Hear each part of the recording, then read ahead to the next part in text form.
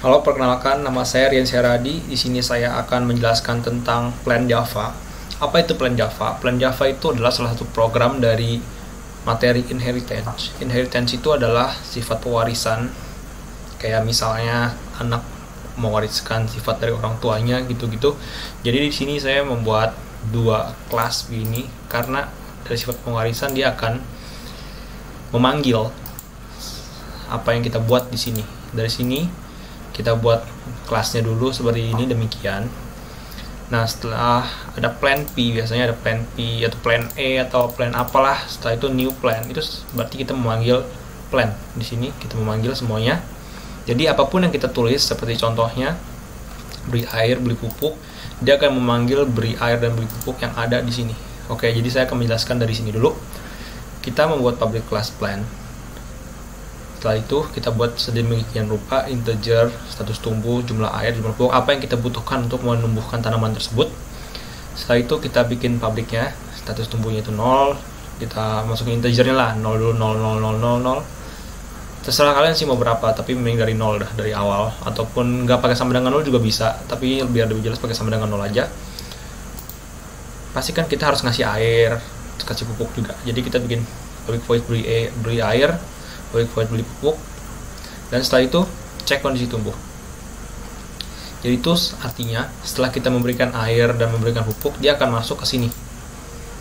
Nah, jadi beri air itu masuknya jumlah masuknya ke jumlah air, ada jumlah air, dan jumlah pupuk dia masuknya ke jumlah pupuk sini, karena dia masuknya ke cek kondisi tumbuh di sini. Setelah itu kita buat public void cek kondisi tumbuh. Kalau kita nggak buat ini nggak bakal berfungsi. Jadi setelah kita membuat demikian, kita buat ini public void cek kondisi tumbuh.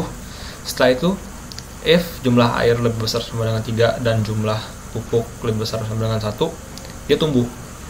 Kenapa harus lebih besar sama dengan 3 dan lebih besar sama dengan 1? Karena di sini ada saat tumbuhnya, saya membuat if status tumbuh lebih kecil dari 4, jadi itu jumlah airnya dikurang 3, jumlah pupuk kurang 1, terus menjadi status tumbuh. Kenapa harus dikurang 3 dan dikurang 1? Karena kalau kita mau berapapun juga boleh, kalian mau serah kalian mau ngasih airnya berapa ya, karena jadi tuh setelah kalian membuat program kayak jumlah airnya udah jadi 3 dan jumlah pupuknya 1, dia akan dikurangi ini dan mendapat status tumbuh yang ada, yang saya bilang nanti di bawah sini.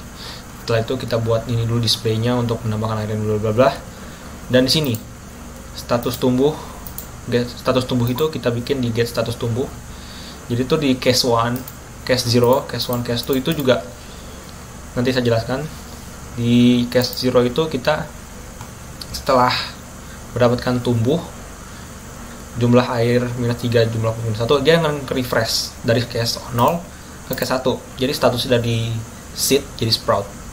Nanti ada contohnya setelah program di run.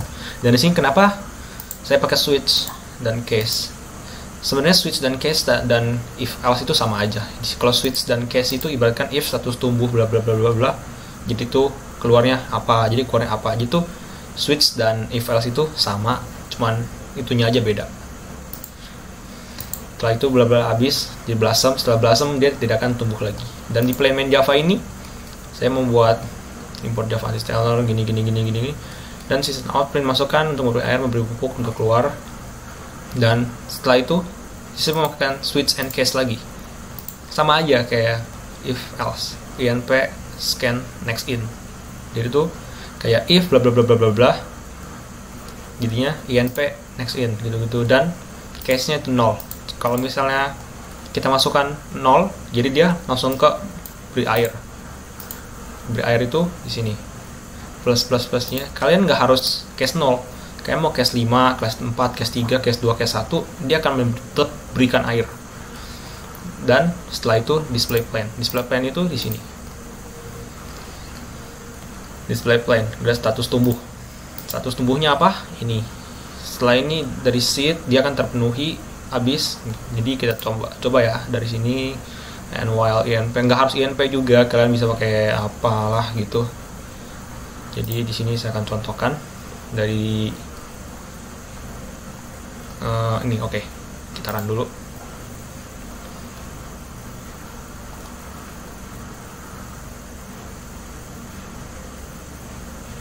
Oke, udah keren. Jadi di sini kita 0 untuk memberikan di sini, dan 0 untuk memberikan air, 1 untuk memberikan pupuk, dan 99 untuk keluar. Jadi tuh kalau beri airnya nambah. Jadi kayak saya kasih contoh aja. Kita lihat di sini ada if status tumbuh kurang dari 4. Jadi tuh jumlah air lebih dari 3 dan jumlah pupuk. Kita contoh ya, kasih air dulu sampai 3. Nah, jumlah air nambah tapi dia statusnya masih seed. Jadi tuh kita masih di case 0.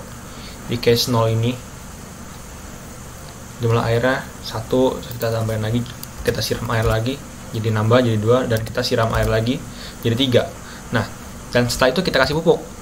Setelah kita kasih pupuk ini dia akan jadi 0 lagi. Kenapa? Karena dia dari seeds dia akan tumbuh. Kita lihat.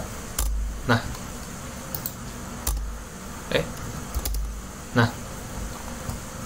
Nah, akhirnya dia berubah jadi sprout.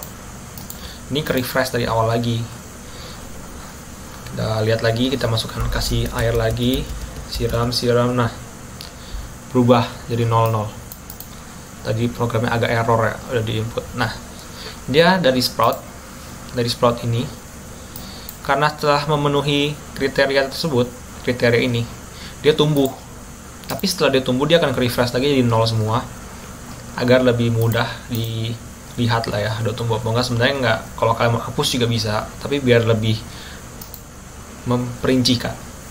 Setelah itu dia udah nyampe small plant, kita siram lagi, kasih pupuk lagi, dan dia akan jadi big plant, dan seterusnya. Oke, udah blossom. Kalau udah blossom gini, gimana, masih bisa dimasukin? Bisa.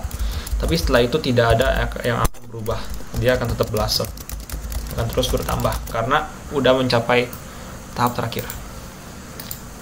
Jadi kalau misalnya udah selesai, kan ada while INP not 99.